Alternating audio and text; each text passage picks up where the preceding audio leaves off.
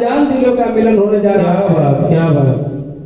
किसी को दिल पसंद है तो किसी को नजराना पसंद है। जी बहुत सुंदर। किसी को दिल पसंद है तो किसी को नजराना पसंद है। हमें तो हुजूर का केवल मुस्कुराना पसंद है। बहुत सुंदर, बहुत खूब, क्या बात। गार्डन का मजा जब मिलेगा उसमें फ्लावर होगा। जी व्यास जी, जी जी जी। गार्डन का मजा जब मिलेगा उसमें फ्लावर होगा। अब मोबाइल का मजा जब मिले उसमें टावर होगा। क्या बात। और जिंदगी का मजा जब मिलेगा उसमें पावर होगा।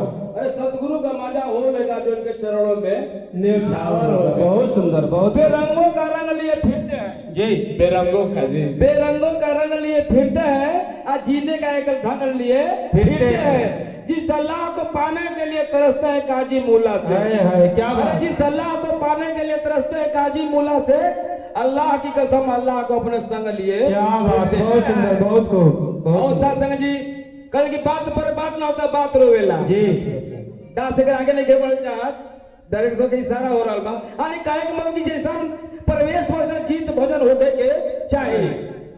मंगल का बेला बा समा सुहानी बा। जी मंगल का बेला, बहुत सुंदर। मंगल का बेला बा समा सुहानी बा आ सतगुरु के चरणों से जरूर कैली इबादत बा। जी महफिल में घराती बराती बैठल बानी या बराती बैठल बानी। जी जी। महफिल में घराती बैठल बानी या बराती बैठल बानी।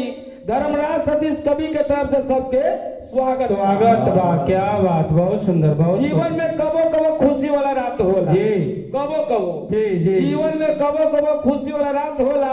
कबो ब्याह, कबो गौना, कबो सुहाग रात होला। क्या बात।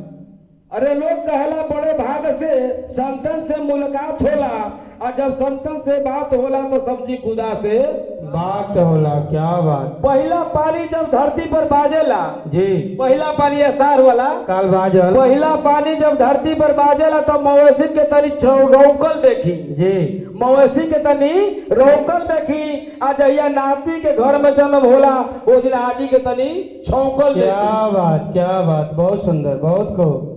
जी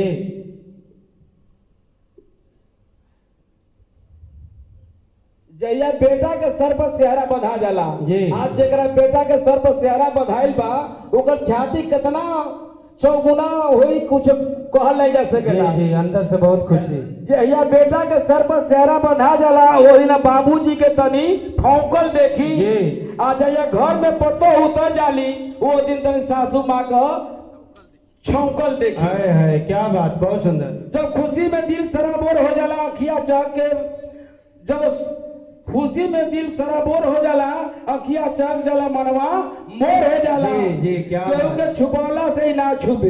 है क्या केहू के बात। छुपौला से ही ना छुपे।